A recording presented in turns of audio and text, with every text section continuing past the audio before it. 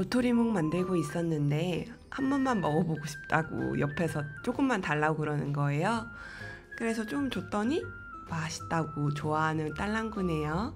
이 맛에 엄마들은 반찬하는 거죠. 언니 먹는 거 보더니 자기도 달라는 동생이에요. 먹어보더니 맛있다고 해주네요. 고마워요, 딸내미들.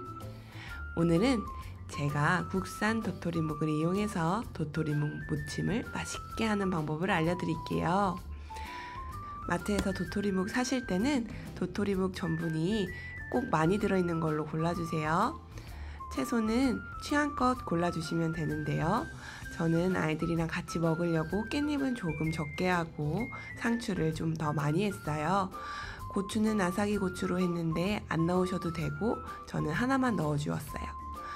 묵은 반으로 썰어서 먹기 좋은 크기로 잘라주시면 돼요. 팔팔 끓는 물에 도토리묵을 2~3분 정도 데쳐줄게요.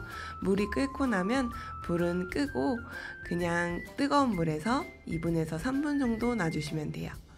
깻잎은 꽁지를 떼고 총총총총 썰어주세요. 상추는 2cm 정도 간격으로 썰어주시면 돼요.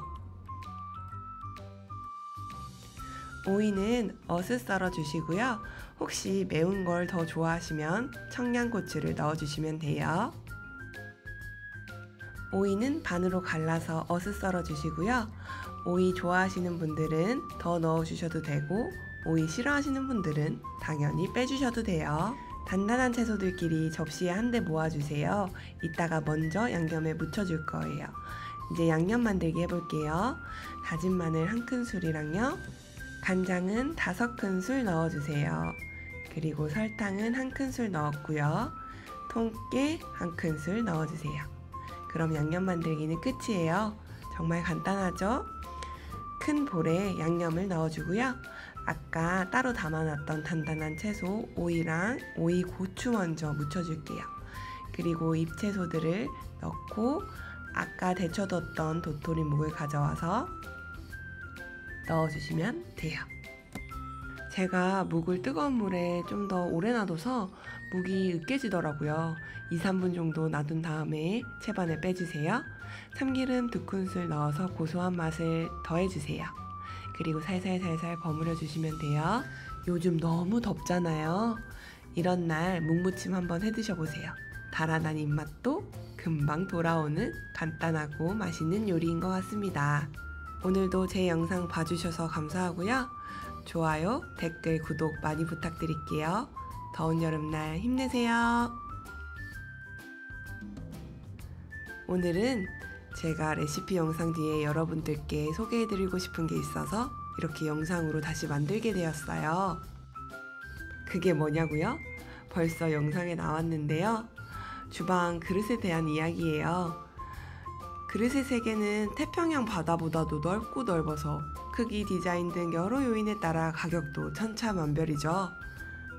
집에서 매일같이 쓰는데 플라스틱은 뜨거운 것을 담기엔 안심이 안 되고 환경에도 안 좋아서 피하고 싶더라고요. 해결책으로 사기 그릇을 쓰자니 잘 깨지기도 하고 디자인에 따라 가격이 감당하기 어려울 만큼 비싸기도 하니 적정선을 어떻게 찾아야 될지 고민이 되더라고요. 제가 다이소나 천양마트에서도 그릇을 사서 써봤는데 아직까지 쓰고 있는 그릇이 잘 없어요. 쉽게 이가 나가거나 설거지하면서 슬쩍 미끄러졌는데 깨졌기 때문이에요. 저처럼 이런 고민을 하시는 분들이 계실 것 같아서 11년 동안 주부생활하면서 가장 만족한 그릇을 추천해 드리려고 해요. 이 영상을 통해서 여러분들은 주방에서의 스트레스가 확 줄어드실 거예요.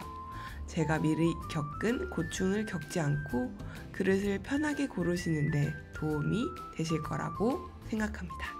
설거지할 때는 괜찮았는데 막상 그릇을 쓰려고 보면 그릇에 이가 나가 있는 경우가 흔하죠. 아, 또 이 나갔어 라는 말을 자주 하게 되고요. 이가 나가거나 깨지는 것은 아주 비싼 그릇을 샀다고 해결되는 것도 아니고 싸다고 해결되는 문제가 아니라 그릇이 어떤 소재로 만들어졌냐가 중요하더라고요.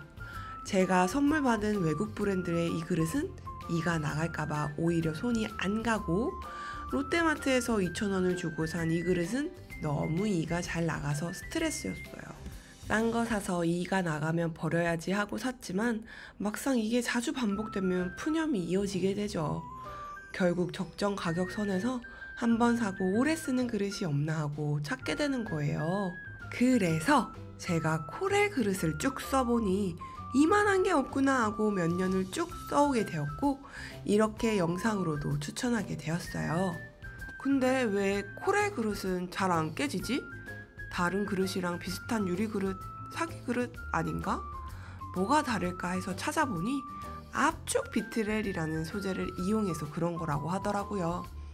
그릇의 소재까지는 잘 알지 못하니 생소한데, 이 비트렐을 3중 압축까지 해서 사용한 게 코렐이 유일하다고 해요. 그래서 그렇게 안 깨졌구나, 다 이유가 있었구나 하고 저도 끄덕이게 되었어요. 그런데 그릇이 안 깨지는 게 말이냐 하실 수 있어요. 물론 안 깨지진 않죠. 그렇지만 10번 이나가고 깨질 그릇이 100번, 1000번 써야 이나가고 깨진다면 여러분들은 뭘 선택하시겠어요? 깨지는 비중이 훨씬 적고 오래 가는데 선택 안 할 이유가 없다는 거죠. 여기서 코렐 디자인이 너무 다양하고 많지만 제가 딱 하나 추천 더 드리자면, 한식, 양식 구분 없이 다양하게 매치하기 좋은 저스트 화이트 시리즈를 강추드릴게요.